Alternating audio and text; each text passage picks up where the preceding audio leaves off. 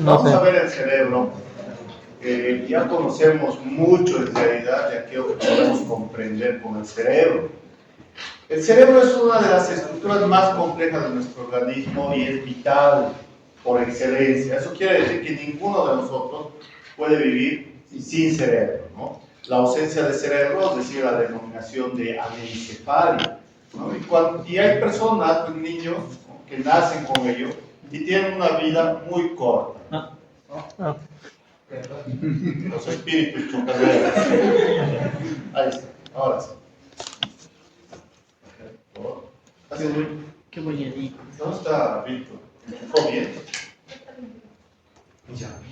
Entonces, cuando nosotros hablamos del cerebro, nos referimos a aquella estructura que ocupa la porción antero-supero-posterior de toda la masa encefálica, porque dentro de ello ya hemos hablado del tronco encefálico, del cerebelo. Entonces nos falta la última porción, la porción también muy importante, que pesa aproximadamente unos 1300 gramos, ¿no? En alguna parte no está haciendo buena. Bueno, el cerebro tiene aproximadamente 1300 gramos, como les señalábamos. Ello no quiere decir, sin embargo, que entre más peso tenga el cerebro, mayor capacidad de almacenaje de información se tenga. Esta categoría está directamente relacionada a la corteza cerebral y que la vamos a ver después de este tema, ¿no? Sin embargo, tenemos que conocer algunos aspectos generales del cerebro. Por ejemplo, si nosotros hacemos una sección de adelante hacia atrás, mide una longitud de 17 centímetros. Esto es en promedio, ¿no? 17 centímetros. Y una sección que vamos a ver de acá, de derecha hacia izquierda, aproximadamente de unos 15 centímetros, ¿no? En lo que se refiere a la altura, más o menos 13 centímetros de altura. El cerebro está conformado por dos hemisferios, un hemisferio cerebral derecho y un hemisferio cerebral izquierdo, separado por esta hendidura que ustedes ven acá, bastante notoria. Se denomina hendidura interhemisférica, ¿no? Y en la parte profunda vamos a encontrar esta estructura de acá, esto que ya lo hemos conocido, que es el cuerpo calloso. Ahora, todo lo que es la masa del cerebro, si nosotros lo extenderíamos como si fuera una hoja de papel, alcanzaría aproximadamente unas 7 canchas de fútbol americano, ¿no? Es bastante largo. Para evitar ocupar mucho espacio, no se imagina una cabeza que tenga esas 7 canchas, ¿no? Seríamos anormales. La masa del cerebro comienza a sufrir una serie de plegamientos. Estos plegamientos que vemos en su superficie se denominan circunvoluciones cerebrales. Gracias a ello es que el cerebro ingresa acá, a la cavidad craneana. Por lo que podemos distinguir básicamente en el cerebro, ¿no?, dos caras, ¿no? Esta cara convexa, externa, y la cara inferior o basal. Pero si separamos cada hemisferio cerebral, ¿no?, tenemos una cara superoexterna, una cara interhemisférica, ¿no?, la que mira al otro hemisferio cerebral, y una cara basal, ¿no?, o inferior. Tiene igualmente 3 bordes. Este borde que vemos aquí, el borde superior, un borde inferior y un borde lateral, ¿no? El borde lateral básicamente circunscribe lo que son los bordes de cada hemisferio cerebral. Bueno, en cuanto se refiere a su división también estructural, tienen una porción que es parte de la división de origen, ¿no? Estamos hablando de su origen embrionario. Se divide en una parte telencefálica y una diencefálica. La diencefálica ya lo hemos visto. Y en lo que se refiere al telencéfalo, pues lo estamos comenzando a ver. Esta es la cara interhemisférica, o la cara interna o la cara medial. Y esta es la cara basal o inferior. En esta cara basal o inferior, si usted se fija, esta porción anterior es casi recta. Y estas dos porciones posteriores tienen forma de ziñón. Así que se habla de una forma aziñonada. También se hace mención de que este tercio anterior y este tercio posterior tienen forma cóncava. En cambio, este tercio medio tiene una forma convexa.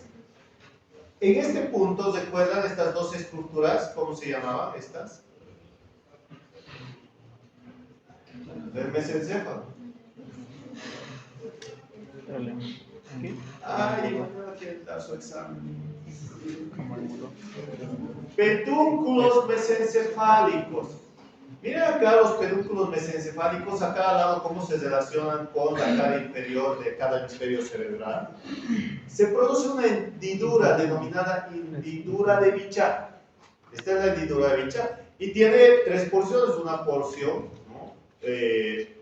Única, impar, posterior, de concavidad anterior, y estas dos porciones laterales, ¿no? Una derecha y una izquierda. Sobre la misma se van a introducir, como ven, estos vasos sanguíneos. Vasos sanguíneos que provienen ¿de dónde? De la arteria carótida interna.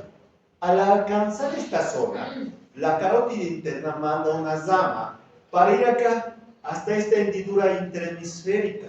Esa rama se llama arteria cerebral anterior. ¿De dónde nace la arteria cerebral anterior? De la carótida interna. Entonces va a ir ahí la arteria cerebral anterior. Y a medida que va dirigiéndose esta, luego se une con la del lado contrario, acá en el surco interhemisférico. Si viene de la cerebral anterior, del lado derecho más del lado izquierdo, viene acá esta arteria comunicante. ¿Es esta anterior comunicante? Anterior. Entonces, de ahí comienzan a darse varias ramas, corticales, como también internas. ¿Y dónde están mis dos fichas? Las de aquí no han venido.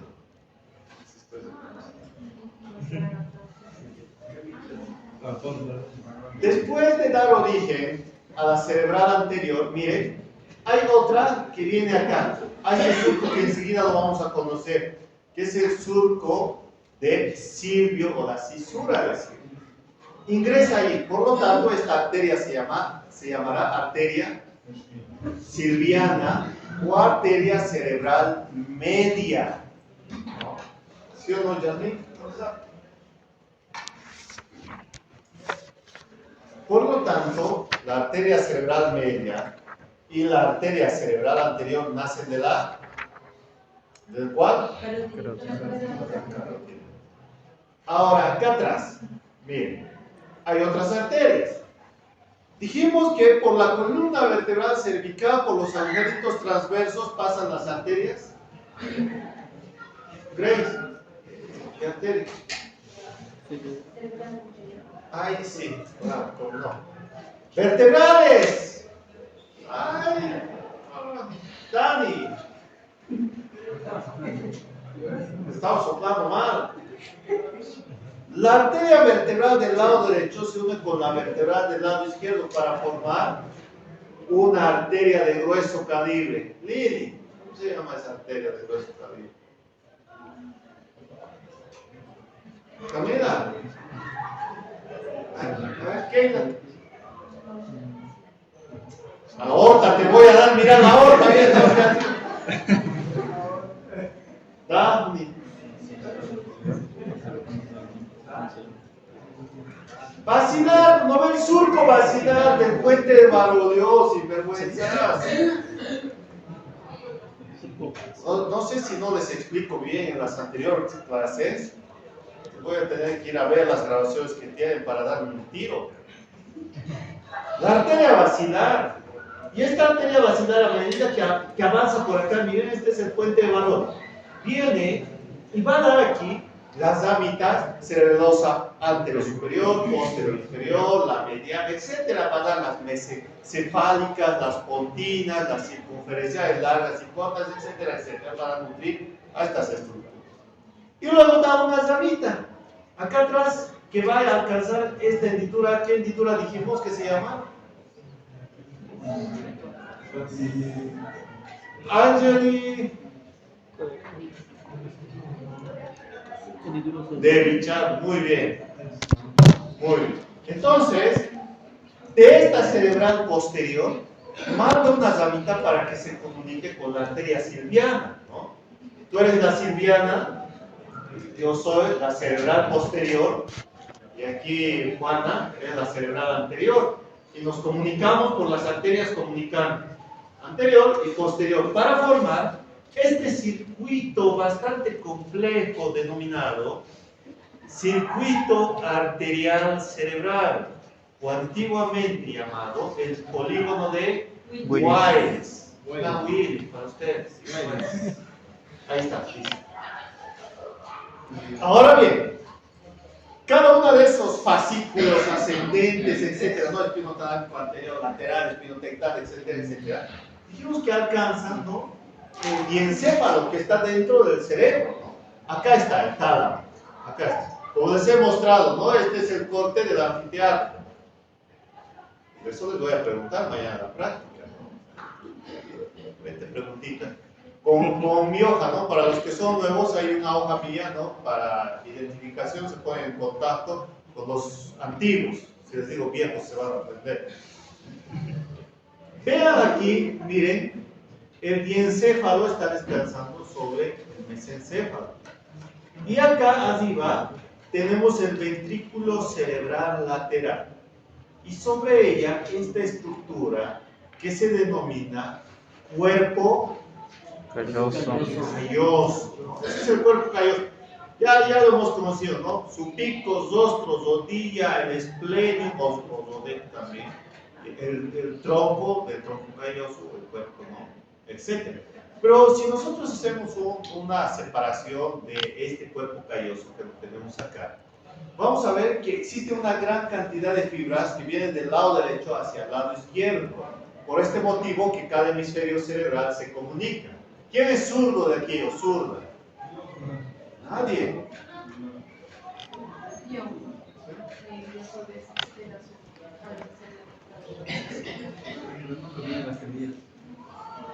Bien, las teorías. Ya no va a entrar a la clase. Entonces, el hemisferio dominante en el zurdo es el lado derecho.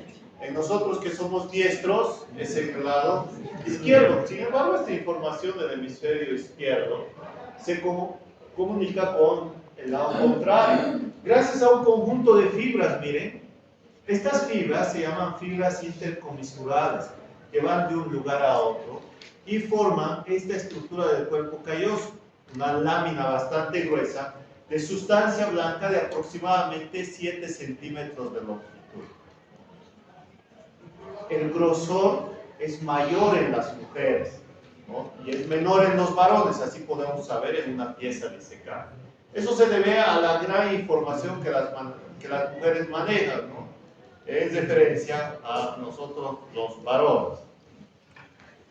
Acá adelante, sin embargo, miren, manda un conjunto de fibras para formar el forceps menor. En cambio, acá atrás envía otro conjunto de fibras para formar el forceps mayor al polo posterior y el polo anterior. Sin embargo, también hay aquí hacia los laterales que mandan a los lóbulos temporales, ¿no?, para formar el tapetum.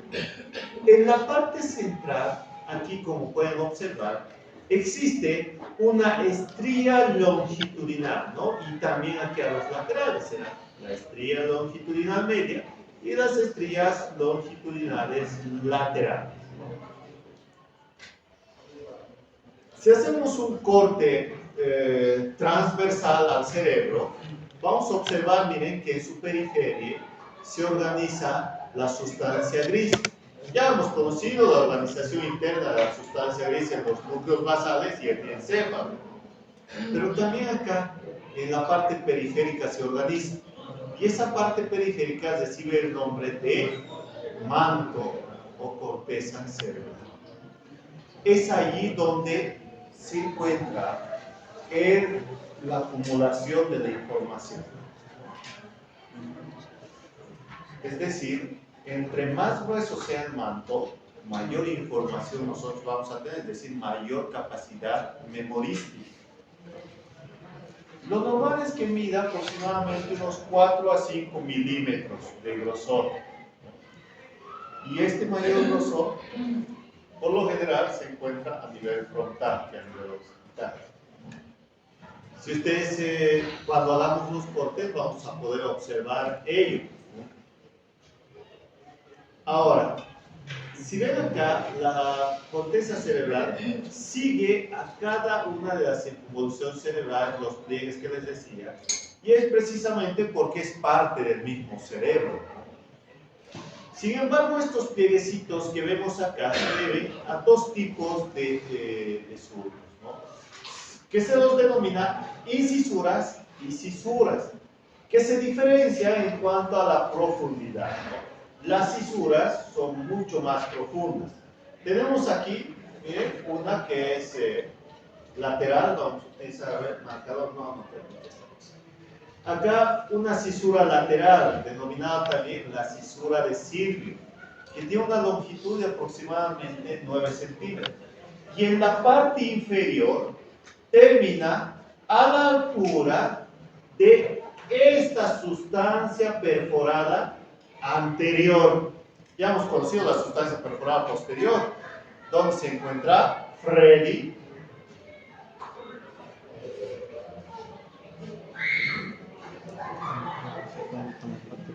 ¿Hola?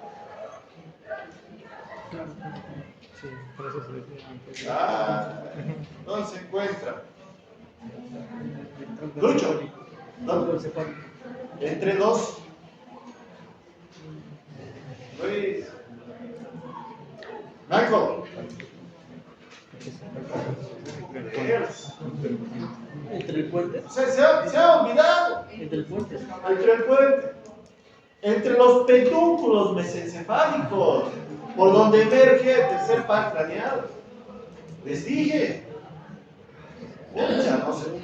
Su examen es presencial.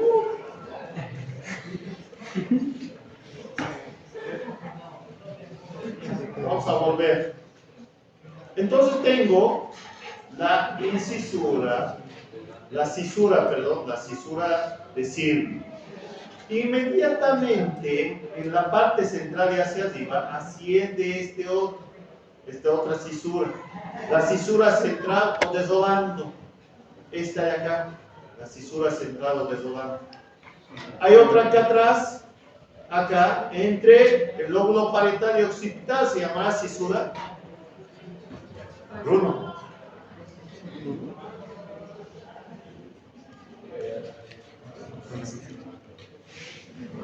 Me voy a llamar a tu vieja, hermano.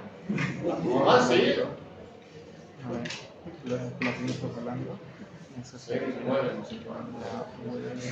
¿Sí o no? No, circuito de Weiss. ¿Sí o no? ¿Cómo se llama? Si es entre el parietal y occipital. Parieto occipital, lateral, pero, porque estamos viendo ahora la cara superolateral. En cada una de esas tres caras vamos a encontrar diferentes surcos. Pero para poder comprender cada uno, partimos de esta cara y partimos de estas cisuras que son las más profundas. El sexto, como pueden ver acá, la dividen en lóbulos, que ya lo hemos visto con la primera clase, eso nos falta volverla a revisar, ¿no? Acá está, miren, en la cara superolateral, ahí están las dos cisuras y aquí la tercera. En esta cara inferior, sin embargo, vamos a hablar de dos lóbulos, ¿no? Dos porciones, este anterior y este posterior, que ya les decía, ¿no? El tercio anterior es esto, los dos tercios posteriores forman ciñonada. Y miren cómo la cisura de Silvio tiene origen a esta altura, a nivel de la sustancia perforada. ¿Qué sustancia perforada?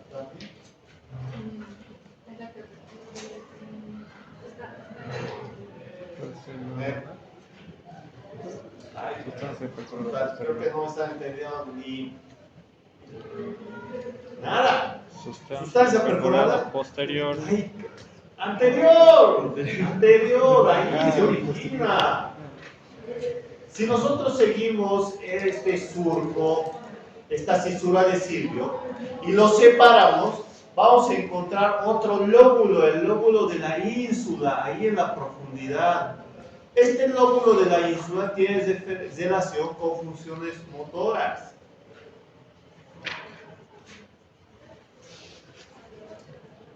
Vamos a repasar ahora. Esta hendidura se llama hendidura interhemisférica. Esta cisura se llama cisura central o desdoblando. Entonces, esta cisura central o desdoblando divide este lóbulo frontal de este lóbulo parietal. Y esta cisura de acá, la cisura pariento-occipital, de la parietal de la occipital.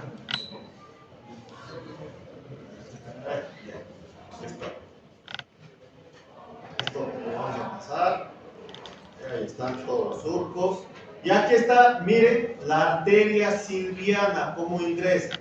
La arteria cerebral media, que reposa sobre el lóbulo de la ínsula. Y da estos ramos corticales ascendentes y estos descendentes. Ahora sí, levanten las orejas y abran separen sus párpados. Cada uno de los lóbulos tiene circunvoluciones. Ya conocemos la cisura central, desdoblante y pariente occipital. Ahora vamos a conocer los surcos. Los surcos son de menor profundidad. Lóbulo frontal, fíjense, porque no me van a entender, en su libro tiene eso, está en su libro, fíjense. No tomen apunte, esto está en su libro. Miren, acá está la cisura de Silvio. Voy a preguntar y si no me responden me voy y lo dejo por avanzado. Cisura de Silvio. Y acá está la cisura central desdoblante. Ahora, fíjense que paralelo a la cisura central desdoblando, ahí está este surco. Este surco se llama surco precentral. Pero ¿cómo se forma ese surco precentral? De la siguiente manera. En este lóbulo frontal encontramos dos surcos paralelos unos del otro que siguen al borde superior. Surco frontal superior y surco frontal inferior. Cada uno de esos surcos en la parte posterior, miren, se divide en un surco ascendente y uno descendente. Este otro surco ascendente y descendente. Entonces, miren, los surcos ascendentes y descendentes se unen para formar el surco presente. Ahora sí, aquí tengo la circunvolución ascendente, llamada también circunvolución precentral. Lo hemos conocido, ahí se encuentra el área 4 de Brodmann. Ahí se dice la información motora. Desde ahí viene todo. Mueven la cabeza, las manos, los pies, hagan un gap, etc. Pero es más complejo que eso, que lo vamos a ver con áreas. Circunvolución precentral. Entonces, acá adelante, miren, ya tenemos la primera circunvolución frontal, la segunda circunvolución frontal y la tercera circunvolución frontal. En esta tercera circunvolución frontal vamos a encontrar como de la raíz, miren, de la cisura de Silvio, antes de llegar a la desdoblando, nacen estos dos surcos, uno horizontal y uno vertical, que divide esta tercera circunvolución frontal en una porción opercular, esta triangular, perdón, orbitaria es esta triangular y esta opercular. ¿Sí o no? ¿Estamos? Nuevamente. Cisura de Silvio, desdoblando, surco superior, surco inferior, surco superior, su surco ascendente y descendente, ascendente, descendente. De la de Silvio, uno transversal y uno vertical. Entonces tenemos primera circunvolución frontal, segunda circunvolución, tercera circunvolución, que se divide en una porción orbitaria, triangular y opercular. Y la circunvolución precentral o circunvolución frontal ascendente. No sé si pensar que me han entendido, no. Vamos al lóbulo parietal. Del lóbulo parietal igual existe un surco ascendente paralelo al central. Miren, este es el central y este es el ascendente. Pero en la mitad de su camino se tuerce y forma un surco horizontal. Acá está, este surco horizontal, ¿no? Que divide en una porción superior y una inferior. Hasta acá tengo mi circunvolución parietal ascendente o circunvolución Horizontal. circunvolución parietal superior y la Inferior. Sin embargo, en la inferior existe una pequeña incisura, la incisura de Hense, que divide en una porción que corresponde, en esta porción anterior a la incisura de Hense, corresponde a la circunvolución del gyrus supramarginal. Este es el gyrus supramarginal, o llamada también circunvolución supramarginal. Y esta que comunica esta segunda circunvolución o circunvolución inferior parietal con la segunda circunvolución occipital se denomina circunvolución del pliegue curvo. Circunvolución ascendente, circunvolución parietal superior, circunvolución supramarginal del pliegue curvo. Pliegue curvo. Vamos al lóbulo occipital. En el lóbulo occipital,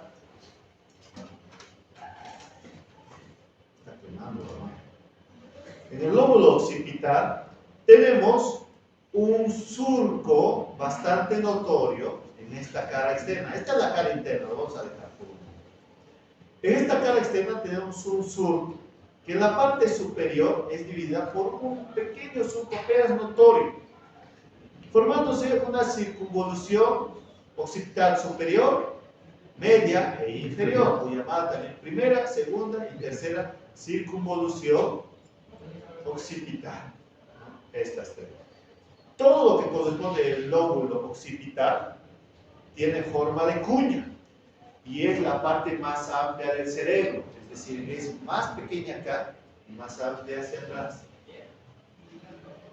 Lóbulo temporal.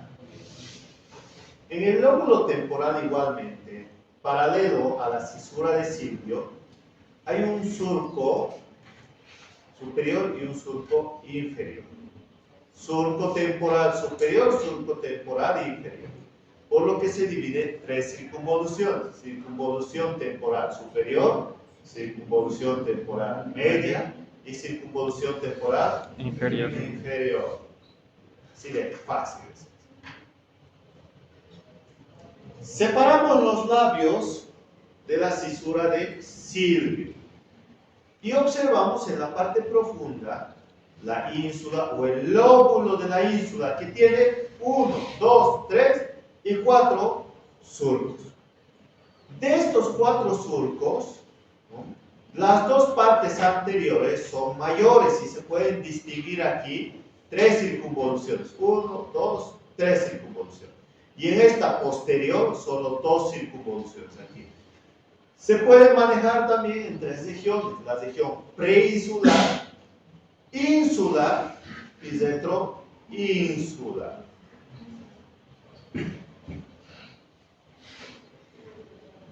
La cara interhemisférica también tiene fisuras, surcos.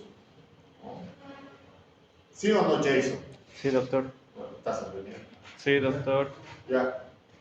Háblame de la cisura de Silvio. La cisura de Silvio En su origen, ¿cuántos surcos da? en su origen da 2. ¿De Una que va hacia arriba, que estaría yendo lo que sería el surco precentral, y otro, sí, no, pero es hacia arriba. ¿Y la otra?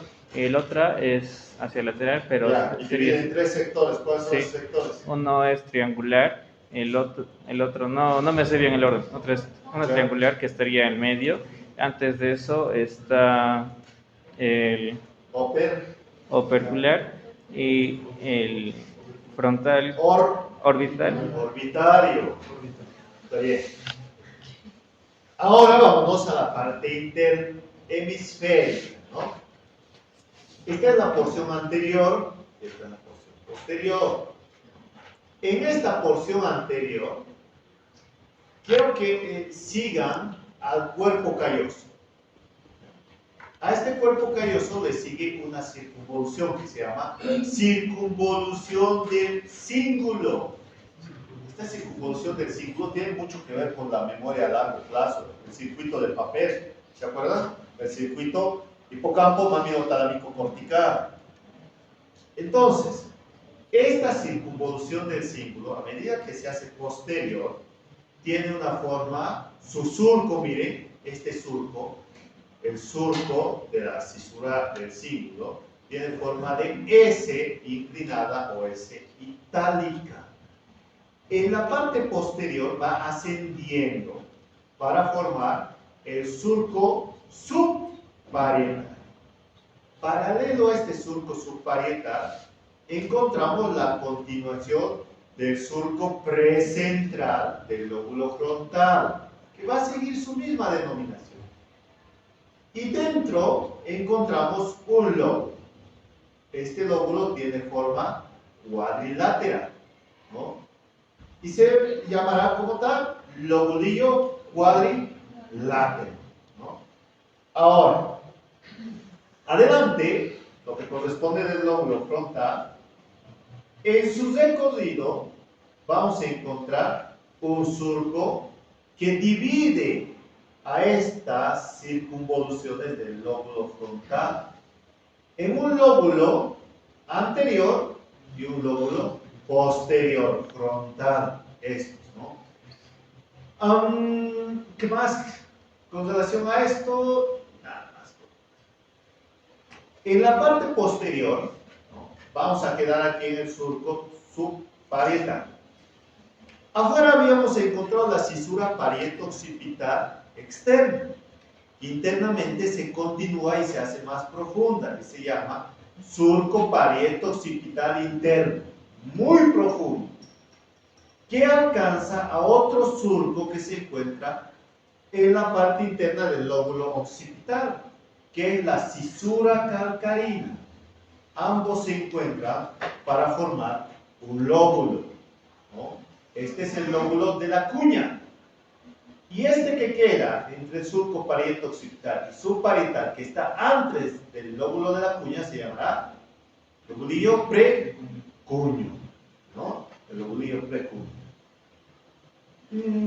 Esto es relación a la cara medial. Ahora, estos dos surcos, parieto-occipital y el surco calcarino, se unen para luego hacer una presencia en la cara posterior de lo que corresponde el tercer ventrículo, formando un montículo que se llama el espolón de Morat. Hace presencia a esa altura. ¿Qué más? Perdón, no es en el tercer ventrículo, es en los ventrículos laterales, derecho e izquierdo, ¿no? Acá está la división de estos lobulillos. Acá se resume todo ello, ¿no? 3 circunvoluciones, 2 lobulillos, etc., ¿no? ¿Qué más con relación a este lóbulo?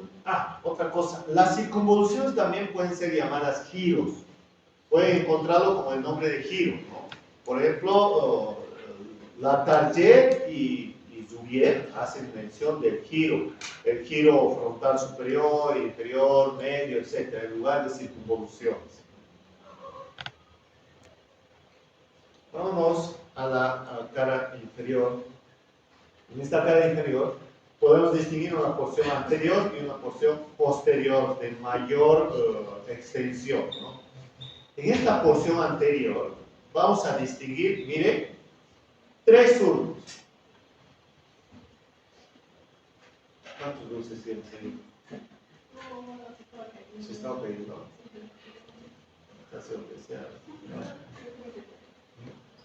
Entonces tenemos aquí, miren, un surco. Un surco orbitario medial, acá, y este surco orbitario lateral. Entre ambos, miren este surco en forma de X, H, divide esta circunvolución intermedia en varias porciones. Y este surco orbitario medial, en esta circunvolución medial y esta lateral. Sobre este surco orbitario medial se apoya el bulbo olfatorio, el primer par craneal. En ocasiones tiene forma de cátara. La porción posterior tiene solamente dos surcos. Esta porción posterior se llama también temporo-occipital, circunvolución cuarta, porque la tercera la hemos visto lateralmente, ¿no? Esta es la cuarta circunvolución temporal, quinta circunvolución temporal, y este es el hipocampo, la circunvolución parahipocámpica, la vamos a encontrar. Y esta estructura en forma de gancho se llama gancho. ¿Sí? De forma de gancho se llama gancho. Ahora, si quieren, uncus. ¿Uncus? Uncus. Ahí está su división, ¿no? Del oblío temporo-occipital.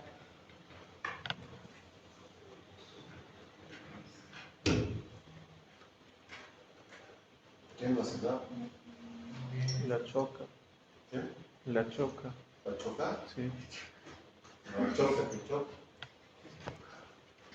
Al hacer un corte en esta cara medial o interhemisférica, vamos a encontrar un conjunto de estructuras que conforman el lóbulo límbico de Broca. No confundir con el sistema límbico. El sistema límbico es un conjunto de estructuras donde está la vida cerebral y que se encargan de las respuestas sexuales, ¿no? La atracción sexual y todo eso. Así, y esto despierta en la adolescencia, ¿no? Por eso les gusta. Pues, Ahora, ¿cómo está formado este lóbulo límbico que tiene relación con funciones también emocionales, tiene función con la memoria y también con la conducta? ¿De qué manera se porta acá en la sala con su docente? ¿De qué manera se portan luego allá afuera? ¿Cómo se portan en la casa con los papás, con los amigos? Regula la conducta, ¿no? De acuerdo a factores emocionales. Porque yo no me puedo portar de la misma manera, ¿no? En la casa, que también me porte con los amigos, ¿no? Tenemos incluso códigos que hablan de diferentes formas, se expresan con diferentes términos, ¿no? La mayoría groserías, pero sin vergüenza, ¿no? Entonces, esa es la verdad, pura grosería. Y de esa forma no podemos expresarnos en el entorno familiar, ¿no? ¿Sí o no? ¿Sí? Controlan ellos. Ahora, pueden observar a este nivel, miren, este es más complejo, ¿no? Esta es la porción anterior, esta también es la porción anterior, para que podamos orientarnos con el bulbo olfatorio, ¿no? Este sistema límbico o de Broca, no confundirlo luego más adelante con el área de Broca, que es un área del lenguaje también. Este sistema límbico o de Broca recibe esa denominación, no es área, es sistema. Está constituido básicamente por esta estructura que lo habíamos conocido hace un momento, la circunvolución del cíngulo. Esta circunvolución del cíngulo se conecta con otra que está acá abajo por la circunvolución parahipocámpica. Lo hemos mencionado, ¿no? Y ambas están unidas a esta altura, la circunvolución del cíngulo y la circunvolución parahipocámpica, por el esplenio del cuerpo calloso, ¿no? A través de un pliegue, bueno, entre las cisuras y las incisuras o los surcos, existen otros que se llaman pliegues de paso, que permiten comunicar un lóbulo con otro lóbulo, ¿no? Por eso se llama pliegues de paso, el lóbulo parietal con el temporal, etc., ¿no? Pliegue de paso, como esta puerta, es paso, ¿no? Sirve para que pasen esas estructuras. El pliegue de paso, entonces, que se encuentra acá, se denomina pliegue de paso temporolímbico o llamado también istmo, el istmo, ¿no? De acá va a pasar por el cuerpo calloso hasta alcanzar estas estrías, ¿no? Del cuerpo calloso, que hace un momento los habíamos mencionado, ¿no? Sin embargo, estas estrías que se encuentran acá abajo van a ser denominadas, ¿no?, la cintilla diagonal, que se origina en lo que hace un momento les decía, esto, el gancho o el uncus, a esta altura, ¿no? Entonces, va a pasar por el gancho uncus, esta es cintilla diagonal, pasa por los pedúnculos, ¿no?, del cuerpo calloso, da la vuelta al cuerpo calloso, ¿no? En la parte central y medial se encuentra una lámina que se llama indicium grecium. Acá no se ve el indicium grecium, que es más o menos a esta altura en la parte central. Del indicium grecium va descendiendo, por último, a unos cordones, estos cordones laterales, que son de aspecto blanquecino, que se dividen en laterales y mediales. Ahora, los mediales, que en esta parte distal van a formar los nervios de Lancisi, y los laterales, acá, van a formar la cintilla de Giacomani. Y por último, como llegan acá, nuevamente miren, alcanza el uncus del cuerpo calloso, conectándose de nuevo con la cintilla diagonal. Va entonces en ese circuito. Por este motivo, como ven, está todo cerrado.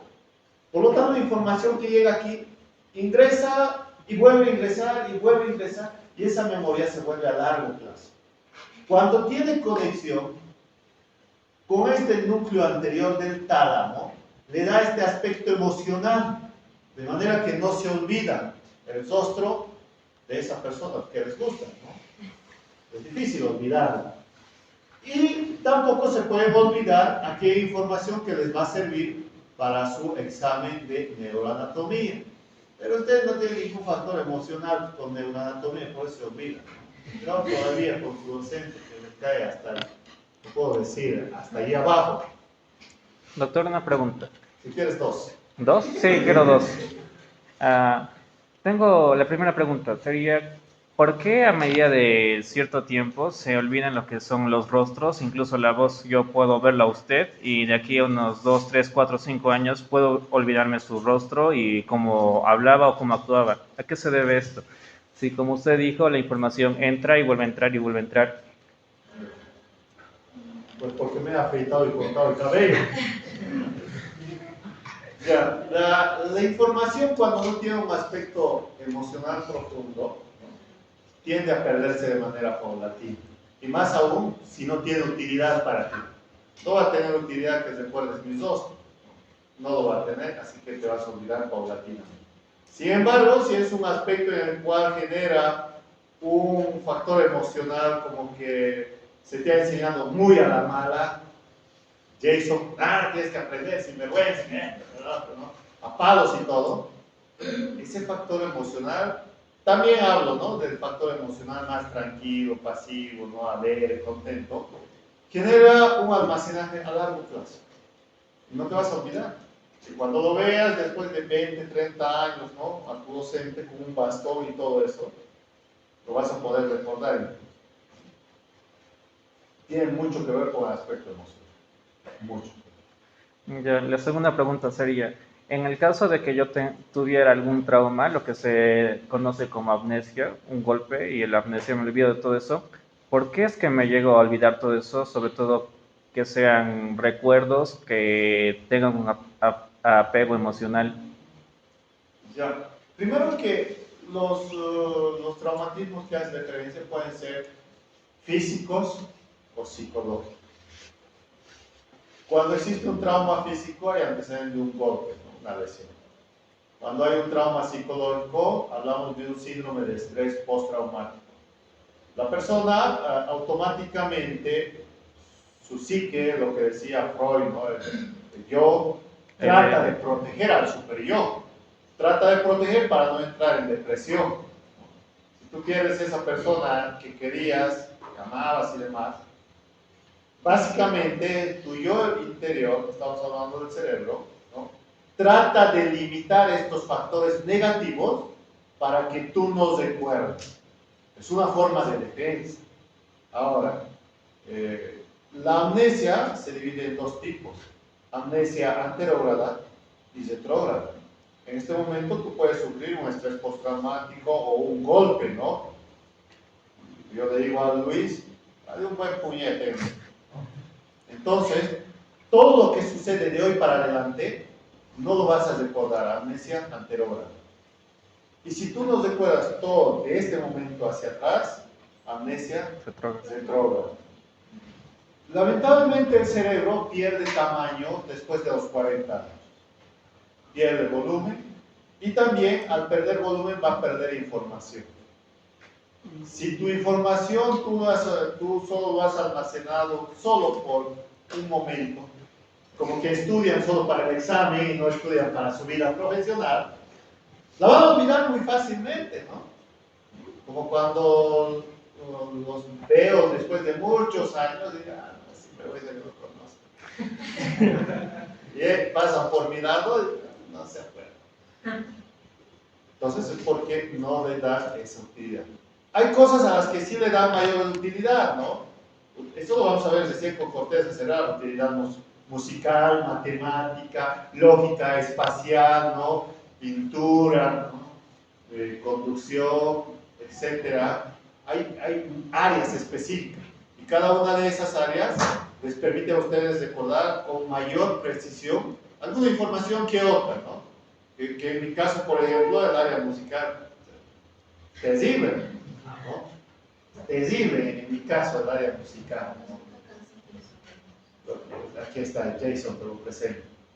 Toca piano, violín. No, violín no, ese es de lo que no ¿No? toco. El violín, la guitarra, todo lo que son cuerdas menos violín. Todo lo que son cuerdas. Las cuerdas tendinosas del corazón también las sabe tocar cuando llega con la guitarra. Por eso se enamoran las chicas de... Gracias, Doc. ¿Sí? ¿Alguna otra pregunta? Cada hemisferio cerebral entonces contiene en su interior estos compartimientos que se llaman ventrículos cerebrales laterales. En su interior se encuentra el líquido cefalosaquídeo. Este líquido cefalosaquídeo es transparente, tiene una escasa cantidad de proteínas, de células, muy poca cantidad de glucosa. Y nos puede indicar también su obtención sobre las características de un traumatismo o de una infección. Pero no lo vamos a pinchar aquí al cerebro, ¿no? Sino lo vamos a hacer a través de punción. Punción lumbar.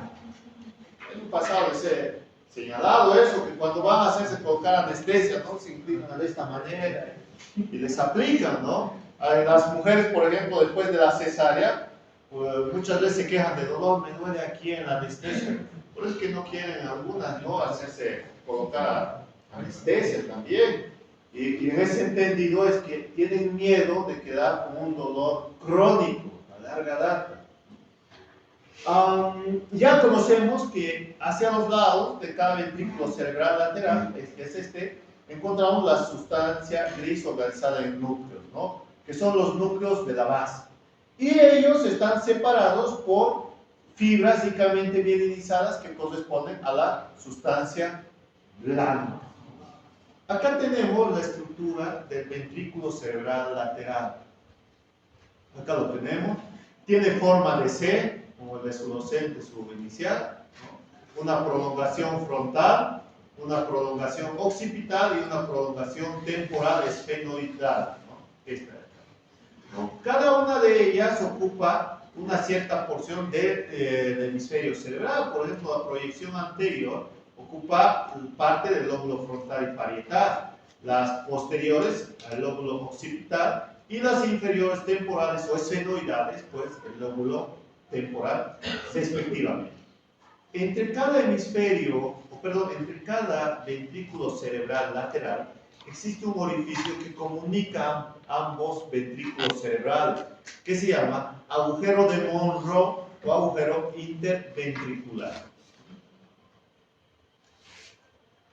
no va a quedar solo porque se conecta a través de ese agujero interventricular con el tercer ventrículo. Y ya sabemos que es tercer ventrículo con el cuarto con el de Krauss, ¿no? El mismo ventrículo cerebral lateral tiene otras partes además de sus prolongaciones o astas, ¿no? Anterior, occipital, posterior, el seno ya. Tiene un cuerpo mismo y una porción, ¿no? Donde convergen estas tres astas, ¿no? Una porción intrincada de convergencia de los mismos. Ahí tenemos. Esta es la porción de las convoluciones con relación a los ventrículos cerebrales. Ya hemos visto los núcleos basales, sabemos que el cuerpo estriado que está formado por el núcleo caudal, el núcleo ventricular, son núcleos exclusivamente motores extrapiramidales. Existen tres grupos de fibras dentro de cada hemisferio cerebral que permite comunicar un hemisferio cerebral con otro, pero también dentro del mismo hemisferio cerebral se comunican las circunvoluciones cerebrales, ¿no? Tienen que comunicarse, por lo que encontramos fibras comisurales de asociación y de proyección. Estas comisurales obviamente pasan por la comisura anterior-posterior formando el fórceps anterior-posterior. Las de asociación que comunican una circunvolución cerebral con la otra, y las de proyección que comunican con la corteza cerebral o con niveles inferiores. Las fibras comisurales, pues encontramos en el cuerpo calloso, comisura anterior, lo que les decía, en la avénula hemos visto, ¿no? La glándula pineal, ahí también hay fibras comisurales, se llama comisura avenular. Todo el cuerpo calloso, les he mencionado, estas fibras igualmente. Las del fornix, en realidad corresponden a un conjunto de fibras eferentes que comunican con el hipocampo, ¿no? Con el hipocampo, en aquel circuito hipocampo mamidotalámico cortical en la memoria a largo plazo. Ello comunica. Y las de la comisura avenular, pues están relacionadas con el tallo encefálico, y estas van a llevar información acerca del nivel de sueño que una persona tiene. Glándula epífisis, ¿no? Epífisis o pineal. Las fibras de asociación, acá están, que pueden dividirse en cortas y largas, ¿no? Estas cortas, como pueden ver, están inmediatamente por debajo de la corteza cerebral, ¿no? Pero también hay las largas, ¿no? Bueno, estas largas claramente comunican, miren, la corteza cerebral del lóbulo frontal con las del lóbulo occipital, con las del temporal. Reciben diferentes denominaciones como el fascículo longitudinal superior, ¿no? Este de acá, el fascículo longitudinal inferior que comunica el lóbulo temporal con el occipital, o el fascículo unciforme o uncinado que comunica el lóbulo frontal con el lóbulo temporal acá. Relacionado con funciones del habla, este fascículo uncinado lo vamos a ver como el área de Wernicke se comunica con el área de Broca. El área de Wernicke recibe la información auditiva. ¿Cómo te llamas? La recibe. Y para responder ante esa pregunta, el área de Broca lo que hace, me llamo tanto. Pero se conectan gracias a este fascículo uncinado. El cíngulo, hemos visto la circunvolución del cíngulo acá, la cual se relaciona igual con aquella información que viene del lóbulo frontal hacia el parietal y con este de aquí, que es el hipocampo, ¿no? O llamada también asta de Amón para los más antiguos. El fascículo longitudinal superior comunica el lóbulo frontal con occipital y temporal. El inferior, ya les decía, temporal con occipital. El longitudinal fronto-occipital va de manera directa entre estos dos lóbulos. No se puede observar ahí. Las fibras de proyección pueden proyectarse hacia la corteza cerebral o hacia el tallo encefálico, acá, ¿no? Y todas estas fibras de proyección que se encuentran alejadas, ¿no?, de la cápsula interna, van a formar una especie de radiaciones, como el radio de una bicicleta les mencionaba. La corona radiada se denominará. Aquí está. La cápsula interna y todas estas fibritas de aquí, la corona radiata o corona radiada. Todo, ¿no? Y aquí está la cápsula interna, que ya sabemos, brazo anterior, posterior, rodilla. Las prolongaciones o astas anteriores o frontales de cada ventrículo cerebral existe una pequeña telita translúcida de sustancia blanca y gris envuelta por tejido ependimario. Este se llama el septum pelúcido o septum lúcido, creo que está así, el septum lúcido, ¿no? Lúcido, está. Y ocupa un espacio entre lo que es el cuerpo y el pico del cuerpo calloso. También a nivel de los ventrículos cerebrales laterales, además de ese septum lúcido, vamos a encontrar las proyecciones de estas estructuras distales de los vasos sanguíneos que se llaman plexos coroideos, que es el lugar en el cual se producen líquidos cefalosaquíneos. Gracias al aporte de la sangre que llega a estos plexos coroideos, desde obviamente la carótida interna va a ofrecer a estas lamitas coroideas. Las coroideas anteriores son más en referencia a las coroideas posteriores.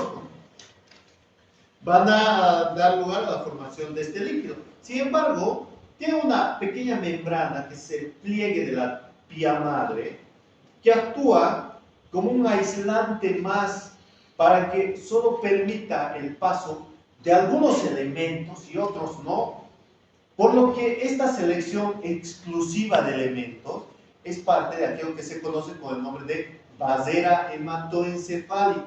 Y lo mismo sucede en la médula espinal y se llamará vasera hematoespinal o medular. Pregunta.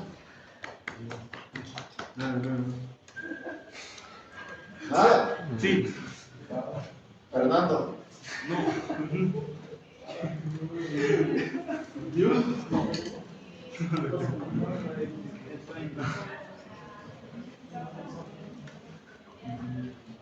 Y una pregunta, y en caso de que esa barrera se llegue a dañar, ¿cuáles serían las consecuencias?